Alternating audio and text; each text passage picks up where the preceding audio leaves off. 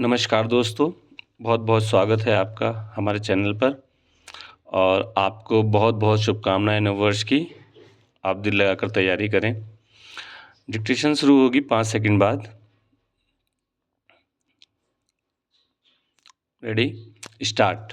करीब 7 महीने पहले फिर से सत्ता में आई बांग्लादेश की प्रधानमंत्री शेख हसीना को जिस तरह आनन-फानन देश छोड़कर भारत आने के लिए विवश होना पड़ा, उससे यही पता चलता है कि हालात किस कदर उनके खिलाफ हो गए थे।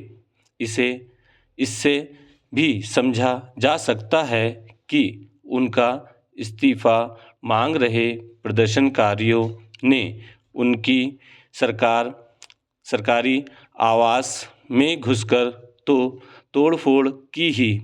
उनके पिता व बांग्लादेश के राष्ट्रपिता कहे जाने वाले शेख मुजीब की प्रतिमा को क्षतिग्रस्त करने के साथ उनके नाम पर बने एक संग्रहालय को भी जला दिया।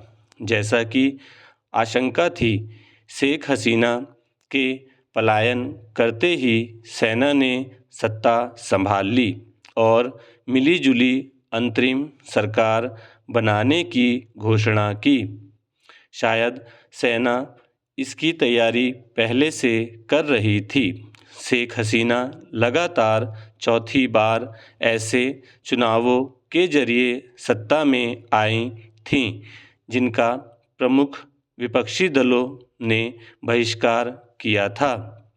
चूँकि शेख हसीना ने अपने लंबे शासनकाल में बांग्लादेश को स्थिरता प्रदान की और उसे आगे बढ़ाया, इसीलिए उनकी सत्ता को कोई खतरा नहीं दिख रहा था। लेकिन कुछ समय पहले आरक्षण के खिलाफ छात्रों की ओर से शुरू हुआ आंदोलन उनके लिए मुसीबत बन गया।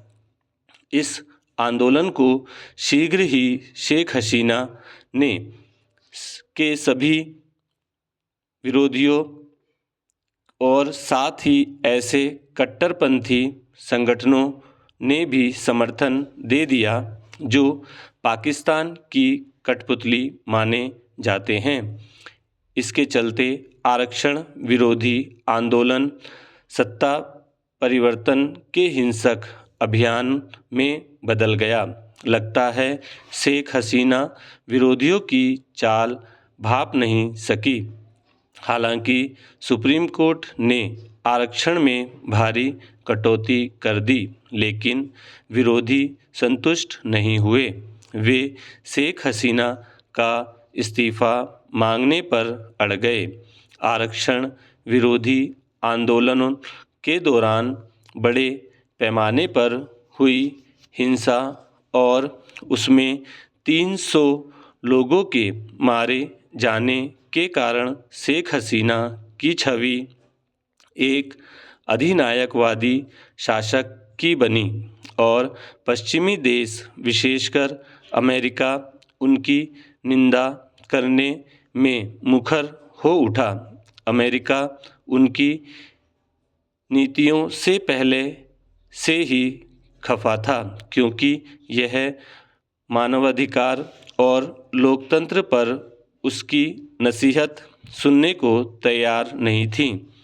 बीजिंग और नई दिल्ली के बीच संतुलन साधने की शेख हसीना की नीति से चीन भी उनसे रुष्ट था और इसी कारण उन्हें हाल की अपनी चीन यात्रा बीच में छोड़कर लौटना पड़ा था।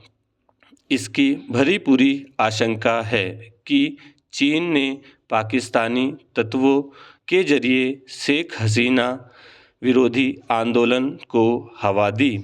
उनका सत्ता से बाहर होना भारत के लिए अच्छी खबर नहीं, क्योंकि वह नई दिल्ली के प्रति मित्रवत थी। समाप्त। दोस्तों स्पीड थोड़ी ज़्यादा है तो ढंग से लिखिएगा, अच्छे से हिंदी बनाइएगा। स्पीड फ्लक्चुएट हुई है बीच में ना। ओके।